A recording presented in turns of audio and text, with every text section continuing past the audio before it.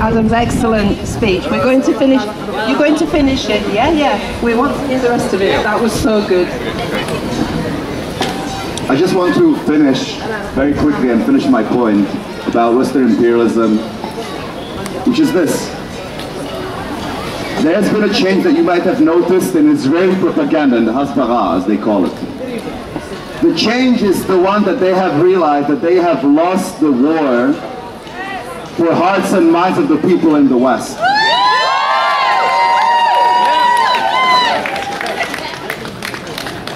The majority, the vast majority of people in the countries that support this genocide and that Israel depends on, Gaza doesn't depend on anybody. They depend on themselves. They depend on their steadfastness in the struggle. That is the difference, and that is why they will win. We will win this war. We will win the struggle. Because we are independent, and they are independent in their struggle, an indigenous struggle, unlike Israel that depends on these countries. And we have the power to change these countries. And Israeli propaganda will no longer try to convince you that they are in the right.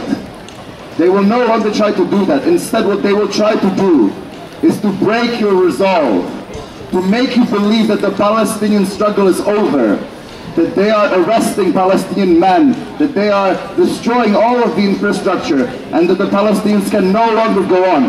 Do not believe this. Do not believe the occupation, because they don't have the power to break the will of the Palestinian people. And unless you let them, they do not have the power to break your will. So take inspiration from the people who, as they climb out of the rubble, they do not capitulate. They stand steadfast and they say that this land is our land. And they do not give up. And it's not just about Gaza, it's in the West Bank and it's in 1948 Palestine. All of us, all of them are standing steadfast. So take inspiration from them, keep showing up for Palestine, write to your MPs, boycott Israeli goods, and stay strong, stay principled. Free Palestine! Free, free! Palestine! Free, free! Palestine! Free, free! Palestine! Palestine! Free, free! Palestine! Palestine! Free, free! Palestine! Free, free! Palestine! Free, free! Palestine! 1, 2, 3, 4! Occupation no more! 5, 6, 7, 8! Israel is a terrorist state! I want to say a very warm welcome to our comrades from Rotherham, from the Rotherham Teachers Union. And I want to, one or two of you may have heard this story, but it's a good news story and it's one to spread. We know that children in some schools in Sheffield are finding it very difficult to speak about the truth in Palestine, to say that they're worried, they're upset, they're distressed. Now, I used to be a teacher, and if somebody in my college was upset about something and I didn't do something, I would have felt guilty about that. I would have failed in my duty of care. So I want to tell you about something that's happened in a high school in Halifax, not that far from here. It's called Halifax High Grammar School. The students there in the sixth form formed a group which was called Students for Ceasefire. They talked to other students in the school. They then went and spoke to the head and to the other teachers in the school. The teachers there, the head decided that his position was to support the students. So they wanted to go out of school on a Friday, which is school time, to stage a peaceful rally at the town hall to communicate to the councillors in Halifax that they were opposed to what was happening in Gaza and that they wanted something doing about it. So this is school time. The decision that the school took was one that should be talked about all over. They gave them permission to do so as long as their mum and dad had just written in and said, yes, I want my son or my daughter to go on this rally, and they would give them what's called an authorised absence, meaning an approved absence from school. So they were able to have their rally. The head also decided to open it up to the little ones lower down, you know, the 11 to 16 before A-level. As long as their parents wrote in and said, we take full responsibility for our child on this day. Now they did that, and that's fantastic. That school will be a happier school because the students know that they've got teachers they can talk to. Educationally, it's brilliant because what they're doing is encouraging them to be curious about the wider world, about what's happening outside Britain, not to be little Englanders just bothered about what's going on locally. And also politically it's brilliant. The students said in a letter, we are the architects of the future. That is a brilliant thing for students to say, and it is so true. And politically, what the school enabled and supported actively was the students exercising their right as citizens, their democratic right to peaceful protest. The school went further.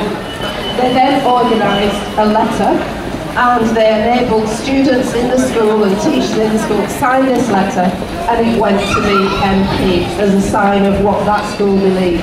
Now I think that is excellent practice. I've got the letter, I've circulated the letter to some teacher friends who are forming a group here in Sheffield, and I'm going to put it in the next newsletter. But it's a brilliant example of what can be done to free our children to be citizens of the world and to speak for justice and peace. Guys, I need an advice from you. This morning I received a very, very disturbing letter from a very good friend of mine, a very famous local Palestinian journalist called Boycott Najjar. So the advice I need, if anybody here can give us advice on how to contact people. Boycott Najjar had his house bombed in the first week of the attack on Khan Yunis, and then he had 40 members of his family killed, men, women and children, and they are targeting him. There are posters in Tel Aviv and everywhere with his picture and with a microscopic target cross. And he's living in hiding, really terrified for his life because they said explicitly to kill him, and they incited the civilians inside Israel to carry out a psychological attack on him by those photographs. He phoned me and he said that he's in real danger, he's gonna be killed, and he's in hiding and he's trying to get to Egypt. And he asked me the difficult question, what Britain taking in the circumstance? And I said to him, no, because you have to be here first. But if you have any idea how we can help this guy, because he's in real danger, he'll be number 93 of the journalists who are killed. You can search him with Najjar, real ugly campaign against him for doing nothing but, but recording and exposing their war crimes. That's what they do. Muthanna Najjar, you might hear the name, I might come back in a week or two and say, sadly my friend has been killed. So we really need to help him if we can. If you know anybody, if you know any lawyers, if you know anybody that can give us an idea what we can do, can a group of lawyers apply for this guy especially, can a group of human rights organizations, because the proof is there.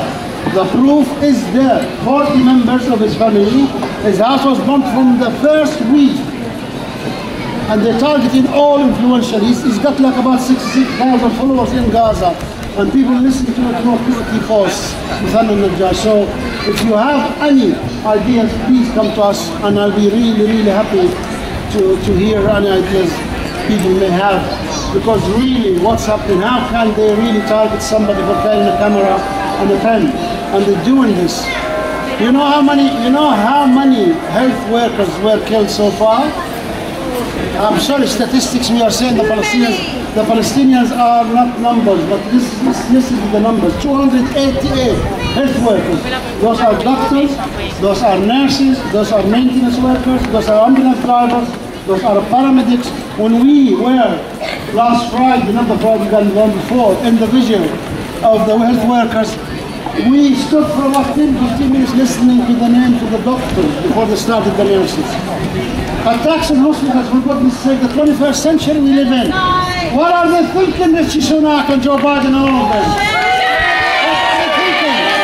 Is the Palestinian blood cheaper than any other blood? No! Or is it just a blood that can be done with and just can be spread for the economical interest? No! So please, let's keep the pressure. And I'll give you another statistic as well before Hillary comes. 52,000 houses, complete destruction. 246,000 partial destruction. 110 mosques, complete destruction. 97 mosques, partial destruction. 3 churches. All this is unbelievable in this day and age. 52,000 houses. 52,000 houses. So we are standing, and when we say we are against war crimes, against genocide, we are not saying it as a slogan.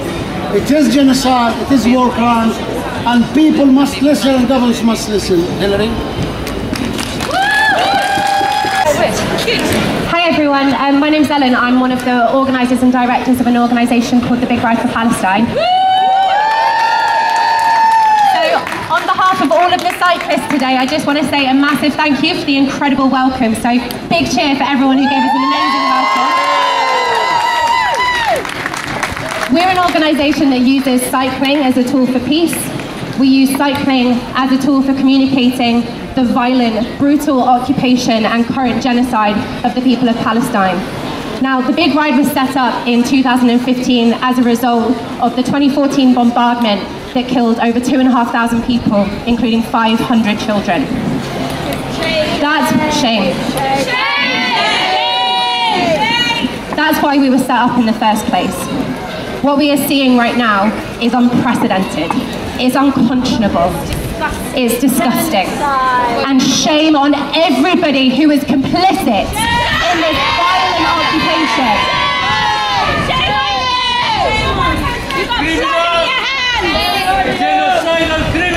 Put your hands up if you have ever ridden a bike. Almost every single person that has ever ridden a bike knows that feeling of total freedom. When you are going through a road, you feel free on your bike. But the people of Palestine, the people in the West Bank and the people in Gaza don't have that same feeling of freedom. They don't have the freedom to go on a bike and cycle anywhere they want.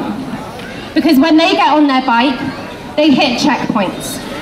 They hit soldiers. They have guns pointed in their face, or they hit a wall that is illegally blocking them in. They don't get that sense of freedom that we have that privilege. So we use that freedom to get on our bikes and we pedal for Palestine. And we do that because it is a peaceful form of protest. It is a peaceful way for us to show our physical solidarity with the people of Palestine. Today we have cycled all around the centre of Sheffield. And thousands of people will have heard our voices. Yes. Thousands of people will have heard us chanting, in our thousands, in our millions, we are all Palestinians.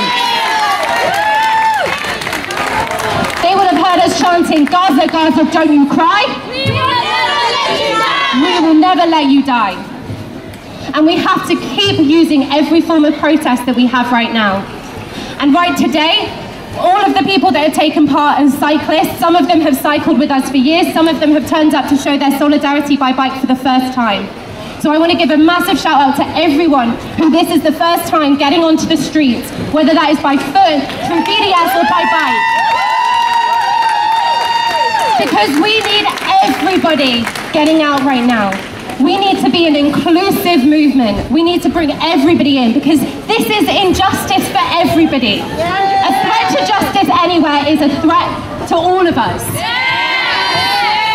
And I just want to say, the Big Ride for Palestine, we have today 5 bike rides happening all across the UK. So I want to give a massive shout out to everyone that is cycling in London today. A big shout out for everyone who is riding in Bristol today. In Birmingham today, and a shout out for everyone who is riding in Glasgow, Scotland today. We're an organisation made up of people of all ages, all backgrounds, all ethnicities, all religions, because this affects all of us, no matter where you are from. And when I lived in Palestine, I'll finish with this, when I lived in Palestine, a good friend said to me as he left, and I'm sorry to the Arabic speakers here for butchering this, but he said, Dami Palestine, which means my blood is Palestinian. Take that with you everywhere you go. All of our blood is Palestinian. Keep fighting every single day. Thank you so much, everybody. I hand over to Mushir. On Wednesday, a student who did a direct action whilst the ceasefire bill was being discussed, put forth by the Green Party, is being trialled. Magistrates Court, Wednesday, 9:30. We hope to see many of you there. I hope to be there. One of us is all of us. Thank you. It's fantastic to have the Sheffield contingent of the Big Ride for Palestine here, as it's fantastic to have so many groups who have self-started and mobilised over the last 2 or 3 months. Big shout out, I don't know if there's anyone here from Families for Gaza, but a big shout out for Sheffield Families for Gaza, who are going to be doing an event for children and families in Healy Park next week. I think it's on the 23rd, but we'll be putting out information about that on the broadcast channel. Big shout out for the Brightside in Hillsborough group who've been doing amazing work, campaigning to tell their MP, Jill Furness, to tell her, shame, and the other groups that have mobilised against their MPs. Big shout out for the students who are the staff and students at Hallam and at Sheffield University, who are organising against the complicity of the university. And I don't know if it's been mentioned yet, but on Wednesday we've been called on to mobilise outside Sheffield Magistrates Court. On the 1st of November, when the historic vote in Sheffield Council, due to the pressure of all of us and many more, the historic vote in Sheffield Council to vote for a ceasefire, and that was so supported by many, many students outside and inside the council chamber. But one student was arrested outside the council on that day, on the 1st of November, and the student is appearing in Sheffield Magistrates Court on Wednesday the 20th of December. We need to be there to support that student, so there's going to be a rally outside the Magistrates Court, 9:30 on Wednesday morning. I know that people are talking about other events that we want to plan over the next few days and the next couple of weeks. We are not going to stop because it's Christmas. The genocide of the Palestinian people is not stopping, so we are not stopping. We'll be changing some of our activities, and obviously many of you, like me, are lucky enough to be with our families at this time of year. That is a privilege that so many in Palestine and outside of Palestine do not have. So I will be spending some time with my family, but I will also be out mobilising and acting for Palestine.